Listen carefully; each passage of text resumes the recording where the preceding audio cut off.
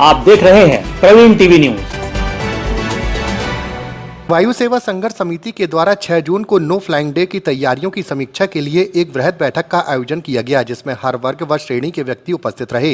वायु सेवा संघर्ष समिति के संयोजक हिमांशु खरे ने बताया कि आगामी 6 जून को नो फ्लाइंग डे को लेकर जबलपुर ही नहीं बल्कि आसपास के कई जिलों के नागरिकों में खासा उत्साह है। उन्होंने बताया कि जबलपुर को मुंबई से सीधी फ्लाइट प्राप्त होने के बाद अब संघर्ष पुणे, बेंगलुरु, चेन्नई, हैदराबाद, अहमदाबाद एवं कोलकाता के लिए हो रहा है। नो फ्लाइंग डे के दिन बड़ी संख्या में जबलपुर के जनमानस आंदोलन का हिस्सा बनने जा रहे हैं।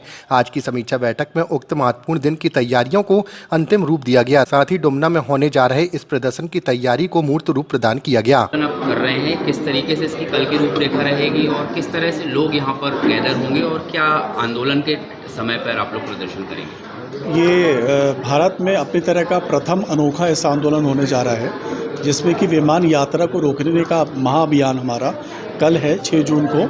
और इस दिन विमान यात्रा रोकना है, विमान को रोकने का नहीं है। इसमें हम लोगों ने बहुत विनम्रता से आम जनता से फ्लायर्स और आग्रह किया है कि कल के दिन वो जबलपुर से विमान यात्रा या जबलपुर को विमान यात्रा करने से बचे।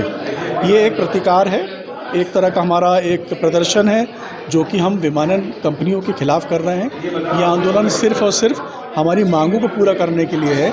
जब 16 फ्लाइटें चलती थी जबलपुर से, आज वो स्थिति है कि हम 16 से 5 पे आ गए हैं। तो हमको हमारी को यथावत स्थिति चाहिए।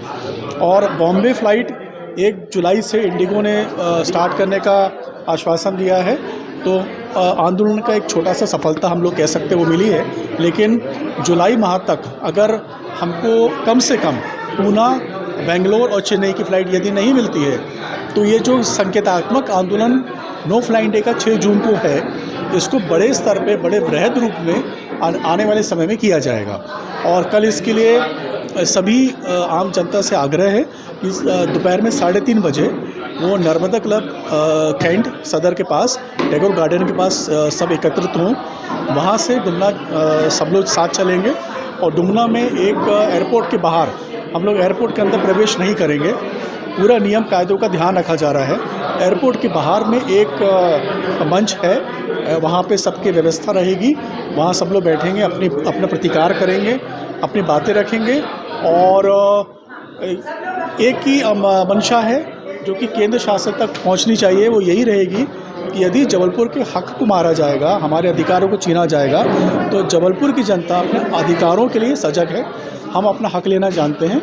यदि आप हमको हमारी मांगे को स्वीकार कर लेंगे तो निस्संदेह पूरी जनता जबलपुर की आपको धन्यवाद देगी। क्या लगता है आपको कि यह जिस तरीके से एक अनूठा आंदोलन आप लोग कर रहे हैं, कहाँ तक सफल होगा और कितनी सफलता मिलेगी? सफलता इसमें पैमाना जो सफलता का है वो ये है कि बेंगलोर, चेन्नई और पुणे, ये 3 फ्लाइट्स की ज़्यादा मांग है, क्योंकि यहाँ से बहुत युवा बाहर पढ़ने जाते हैं और आईटी कंपनीज़ में जबलपुर भी बहुत सारे युवा जॉब कर रहे हैं।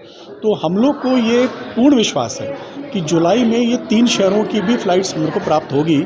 और चूँकि बॉम्बे हमको फ़्लाइट मिल चुकी है, तो बॉम्बे के लिए एक रेगुलर फ़्लाइट और हम लोग मांग कर रहे हैं, क्योंकि यहाँ से चिकित्सीय कारणों से जबलपुर के लोग बॉम्बे बहुत जाना उनको पड़ता है। तो किसी भी शहर का विकास सिर्फ सड़क और रेल मार्ग से नहीं होगा। अब वायु सेवा भी उतनी ही ज़रूरी है और ये कोई विलासिता की वस्तु भी नहीं रही है, उपयोगिता की वस्तु है। हर आदमी इसमें चढ़ना चाहता है। तो अब देश का हो या प्रदेश का हो, शहर का विकास वायु सेवा पे बहुत निर्भर हो गया है।